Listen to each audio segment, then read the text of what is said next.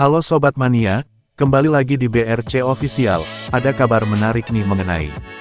Meski datang terlambat, akibat urusan administrasi, Abu Kamara, justru menjadi salah satu dari sedikit rekrutan anyar PSM Makassar, yang langsung memberi kontribusi nyata, di awal musim BRI Super League 2025/2026. Striker asal Liberia itu, berhasil mencetak gol perdananya, ketika menghadapi Semen Padang, pada pekan ketiga. Gol tersebut, tercipta saat laga di Stadion H.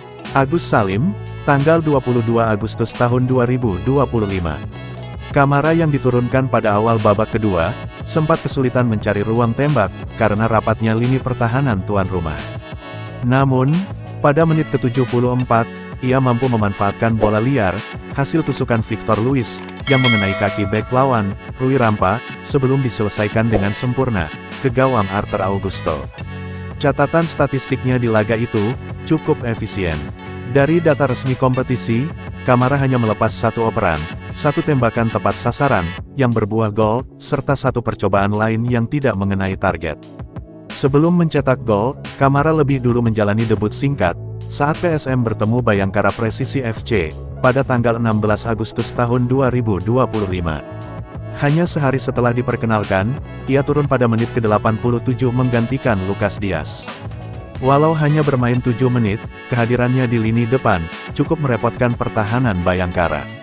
Tugas utamanya kala itu, lebih banyak mengganggu pergerakan lawan, ketimbang mencetak peluang. Keberhasilan Kamara, mencatat gol dalam waktu singkat, memperkuat sinyal, bahwa dirinya bisa menjadi tumpuan baru, di lini depan pasukan Ramang. PSM sendiri, tengah berusaha menutup kekosongan, usai ditinggal dua striker andalan musim lalu, Nermin Haljeta yang pindah ke PSIM Yogyakarta, dan Joao Balotelli Pereira yang kini memperkuat Madura United. Sejauh ini, 3 gol yang sudah dikoleksi PSM, lahir dari 3 pemain berbeda, yakni Victor Detan, Lucas Dias, serta Abu Kamara. Dengan hanya butuh 36 menit, bermain untuk membuka rekening golnya, Kamara seakan memberi jawaban, atas harapan supporter, bahwa ia siap menjadi senjata baru di barisan depan Juku Eja.